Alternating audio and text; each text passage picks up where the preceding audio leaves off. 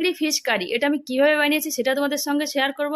চলো তোমরা দেখে নাও। ভিডিওটা ভালো লাগলে অবশ্যই একটা লাইক করে দিও আর চ্যানেলটাকে জরুর সাবস্ক্রাইব করে দিও। চলো তোমরা রেসিপিটা দেখে নাও আমি কিভাবে বানিয়ে নিয়েছি। এখানে বেশ কিছুটা চিংড়ি মাছ নিয়ে নিয়েছি, কেটে ধুয়ে পরিষ্কার করে হলুদ লবণ মাখিয়ে রেখে দিয়েছি। আদা রসুন ঝাল আর জিরা নিয়ে নিয়েছি, এটা শিলনোড়াতে বেটে নেবো আর পেঁয়াজটা কুচিয়ে নেবো। তো মশলাটা আগে বেটে নিই, তারপরে এদিকে চিংড়ি মাছটা হালকা একটু ভেজে নিতে হবে। হালকা একটু ভেজে নিয়েছি, ভেজে উঠিয়ে রেখে দেবো। এদিকে মশলাটাও বাটা হয়ে গেছে। পরিমাণ মতন কড়াইতে আর একটু তেল দিয়ে দিয়েছি, গোটা জিরে আর দুটো তেজপাতা ফোড়ন দিয়ে দিয়েছি। এটা লাল লাল করে ভেজে নিই। ভাজা হয়ে গেছে, কুচিয়ে রাখা পেঁয়াজটা দিয়ে দেবো। একটা পেঁয়াজই নিয়ে নিয়েছি, যেহেতু চিংড়ি মাছটা কম ছিল তার জন্য একটা পেঁয়াজই হয়ে যাবে। পেঁয়াজটা ভাজা হয়ে গেছে, বেটে রাখা মশলাটা দিয়ে দেবো। মশলার সঙ্গে কিছু গুঁড়ো মশলা দিয়ে দেবো, যেমন হলুদ গুঁড়ো, লবণ আর রেড চিলি পাউডার দিয়ে দেবো। এটা রেড চিলি পাউডার কালারের জন্য। এটা লাল লাল করে ভেজে নিতে হবে, তেল ছাড়া পর্যন্ত ভেজে নেবো, কষিয়ে নেবো।